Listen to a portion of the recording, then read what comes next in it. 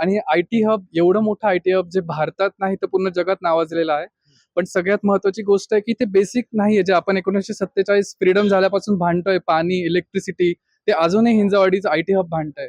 आम्ही जवळपास या गोष्टीसाठी 15-20 वर्षापासून भांडतोय, कारण जेव्हापासून इथे आयटी पार्क आलाय तेव्हापासून इथे कोणतीच सुविधा दिल्या गेल्या नाही आहेत. फक्त प्रायव्हेट कंपन्या झाल्या आहेत, रेसिडेन्शियल बिल्डिंग झाल्या आहेत. जेवढे बिल्डरने दिलं तेवढंच बिल्डिंगच्या आतमध्ये. पण जेव्हा आम्ही घराच्या बाहेर पडतो तिथे आम्हाला कुठेही जायला 1 तास 2 तास एवढा वेळ लागतो. कुठेही जायला आम्हाला 1-1.5 तास लागतो आणि सगळं आमचं जे दिवसाचं शेड्यूल असतो ते त्यामुळे आमचं वाईट होऊन जातो. म्हणजे लिटरली आम्हाला जर 8 o'clock ची मीटिंग असते सकाळी, तर आम्हाला 7:30-7 o'clock ला निघावं लागतं. पण distance is only 3 kilometres from my house. तर मेट्रो बद्दल बोलण्यासारखं असं काहीच नाहीये. मेट्रोचं काम आधी खूप स्पीडने चालू होतं, आता त्याची स्पीड 0 आहे. मेट्रोचे जे स्लॅब्स आहेत जिथनं मेट्रो जाती ते ऍक्च्युली गळतायत. एवढं चांगलं काम झालेलं आहे की पाणी बऱ्याच सोसायटीमध्ये तर 15-15 वर्ष झाले पाण्याचं कनेक्शनच नाहीये. रस्ते तर आहेच आहे, ज्याच्यामुळे कंपन्या येत नाहीये.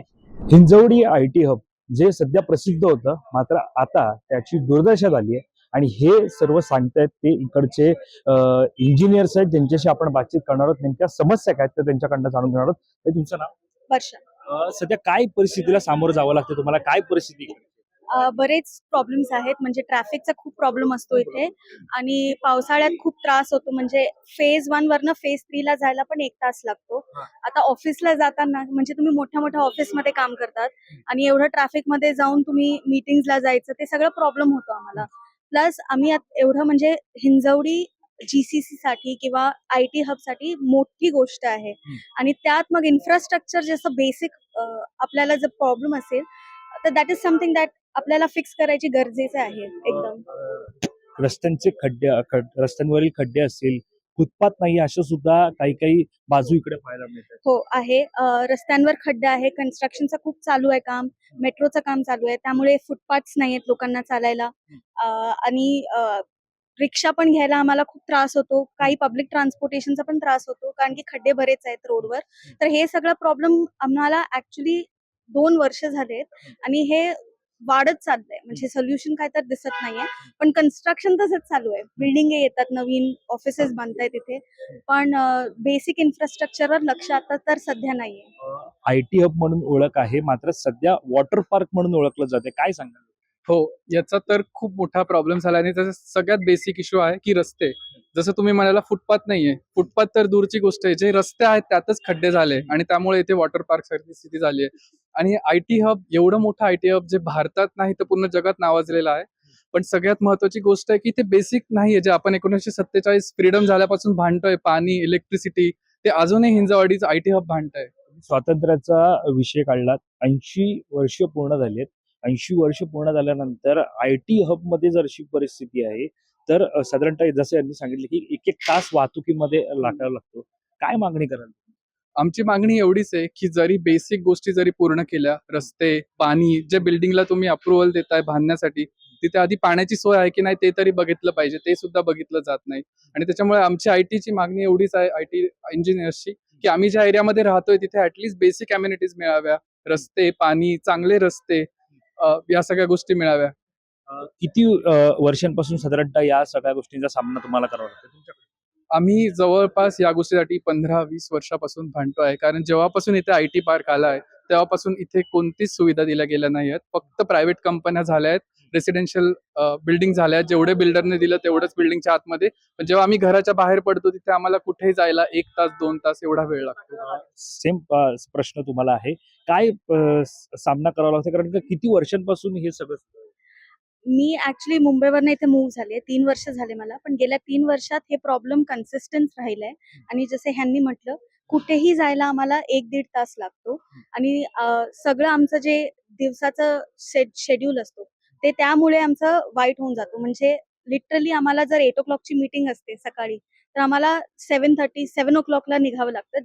पण distance is only 3 kilometres from my house. नेत्यांकडे काही मागणी करा, त्यांनी काय इथे येऊन पाहणी केली आहे? हो, आता जसं आदित्य ठाकरेंनी इथे येऊन पाहणी केली आहे. त्यानंतर आपले स्वर्गीय अजितदादा सुद्धा आले होते. त्यांनी रोड वाईड करून घेतलाय. पालकमंत्री इथे येऊन पाहणी करतात.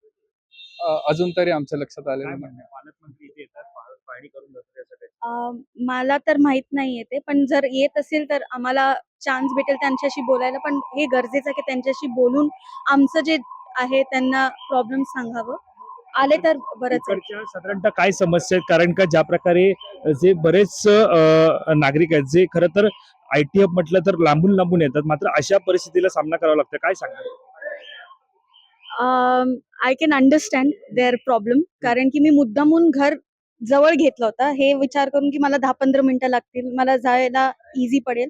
पण स्ट्रगल तर सगळ्यांचं आहे. म्हणजे तुम्ही लांबून या किंवा जवळून या, तुम्ही एकच ट्रॅफिकमध्ये अडकतात शेवटी येऊन इथे फेज 1 आणि फेज 3 च्या मध्ये. आणि that it's a very simple problem. ते सॉल्व्ह होऊ शकते. म्हणजे तुम्ही रोड जर हे केलं, त्याच्यावर लक्ष दिलं, तर हे सगळं सॉल्व्ह होऊन जाईल. पेशन्स ठेवा. काय सांगाल एकंदरीत? ऍक्च्युली पहिली गोष्ट इथल्या जे आहेत IITians जे कोण असेल IT वाले जे असतील त्यांचं असं म्हणणं आहे की इथे कचरा डेपो वगैरे नाहीये, वेस्ट डिस्पोजेबल सिस्टम असं काही नाहीये. पण असं नाहीये, प्रत्येक गावाचं एक वेस्ट डिस्पोजेबल सिस्टम आहे. मानचं भुईरवाडीमध्ये आहे, ते बोलतात की मानमध्ये नाही. खरं IT पार्क हे मानमध्ये आहे बेसिकली. मानवाल्यांनी त्यांची खूप जमिनी दिल्या तर ते लोक जे ऍडजस्ट कॉपरेशन नावाची गोष्ट बिलकुल नाही IT मध्ये. दुसरी गोष्ट जे हे लोक बोलतायत की 1 ते 1.5 तास लागतो आम्हाला यायला जायला फेज 3 टू फेज 1, मोजका 15 मिनिटाचं अंतर आहे. ह्यांनी जर 2 लेन जर गाड्या प्रॉपर वापरल्या, जर एक जर आलं तर दुसरं जाईल ना. हे लोक ते करत नाहीत. कॉपरेशन झिरो आहे. परत जे मध्ये हे काढलं होतं, अतिक्रमण काढलं होतं दादांमुळं, अजित दादांमुळं. तर ह्या लोकांनी अतिक्रमण काढल्यानंतर ते जे रस्ते आहेत एवढे वाढवायची काहीच गरज नाहीये. गावातले रस्ते तुम्ही वाढून करणार काय? जे गावातले स्थानिक आहेत त्यांच्या पोटांवरती पाय देऊन तुम्ही करणार काय? तर जे अल्टरनेटिव्ह वे आहेत फेज 3 टू फेज 1 2 वे आहेत. एक गावातनं जातो, एक गावाच्या बाहेरनं जातो.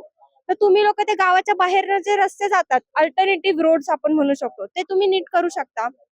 परत दुसरी गोष्ट जी मेट्रोचा टॉपिक ह्यांनी खूप फायर केलंय.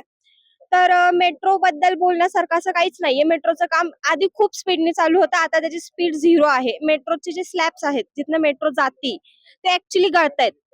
एवढं चांगलं काम झालेलं आहे. आणि नेक्स्ट म्हणजे जे मेट्रोचा वेळ आहे, टेस्टिंग तर खूप महिने झालं चालूच आहे. जर मेट्रो झाली तर गाड्यांच्या रस्त्यांची गरज ही 0 किंवा 10% वरती येऊन थांबेल. म्हणजे मेट्रो जर झाली तर लोक गाड्या वापरणारच नाही.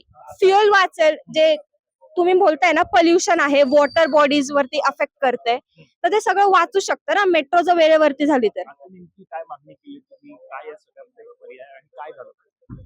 मेट्रो लवकरात लवकर चालू झाली पाहिजे. आणि जे अल्टरनेटिव्ह रोड आहेत गाववाल्यांचे सोडून जे गावातनं जातात, जर तुम्ही गावातले रोडच खराब केले तर गावाची जी परंपरा आहे किंवा मग खराब खड्डे हे परंपरा नाहीये, चांगले रस्ते ही परंपरा आहे. पण जी आपण म्हणतो पार किंवा पारावरच्या गप्पा काही झाले युट्यूब सेशन्स वगैरे आमच्या इथं, पारावरच्या गप्पा त्या पण जपल्या पाहिजेत ना. संस्कृती जपूनच तर पुढे माणूस डेव्हलप करू शकतो. ऍज अ जेनझी मी सांगू शकते मी काय प्रॉब्लेम फेस करतेय. परत जे ऍक्सिडेंट होत आहेत ते ह्याच लोकांच्या हायवा म्हणा किंवा काही काही जे बिल्डर लोकांचे आहेत, तर त्यांनी ते प्रॉपर म्हणजे नाही का ड्रायव्हर लोक प्रॉपर लक्ष ठेवत नाही. बारीक बारीक मुलं आहेत ती, शेजारी बघून चाललं तर काय ऍक्सिडेंट होतील, का मरतील लोक, का खड्ड्यात पडतील लोक. एक बाई होती ती घरी चालली होती कामावरनं, तिचा मृत्यू झाला हायवा खाली चेंबून, तिचं डोकं सुद्धा सापडलं नाही. काय समस्यांचा सामना इथे करावा लागतो? काय सांगाल? ऍक्च्युली इन्फ्रास्ट्रक्चर भयंकर प्रकारे कोलॅप्स्ड आहे आणि कुठली एक बॉडी नाही आहे जे रिस्पॉन्सिबिलिटी घेत आहे. त्याच्यामुळे हा मोठा प्रॉब्लेम आहे. ऍक्च्युली पाणी बऱ्याच सोसायटीमध्ये तर 15-15 वर्ष झाले पाण्याचं कनेक्शनच नाहीये. रस्ते तर आहेच आहे, ज्याच्यामुळे कंपन्या येत नाहीये. रस्ते जे खड्डे पडलेले आहेत तिथून म्हणजे मागच्या वर्षी 30 पेक्षा जास्त लोक गाडी खाली चेपून मेलेले आहेत. हे कशामुळे? Because of infrastructure collapse, not की लोक रेकलेस ड्रायव्हिंग करताय आणि त्याच्यामुळे मरत आहे. तर हे सगळे कडे लक्ष द्यायला पाहिजे. तर आपण पाहतोय ही इंजिनियर्स जे आयटी पार्क मधले आयटी हब मधले जे होते त्यांच्याशी आपण बातचीत केली. परिस्थिती काय आहे सध्याची त्यांनी सांगितले. त्यामुळे पालकमंत्री असतील, इकडचे स्थानिक नेते मंडळी असतील, पाहणी करतात का याचा खुलासा स्वतः त्यांनी केलाय. त्यामुळे आता या सगळ्यावरती प्रशासन सरकार कशा प्रकारे लक्ष देणार, जे प्रश्न आहेत ते सोडवणार का हे पाहणं महत्वाचं ठरणार आहे. कॅमेरा पर्सन अवधेश कोरीसह मी वैभव पाटील, हिंजवडी.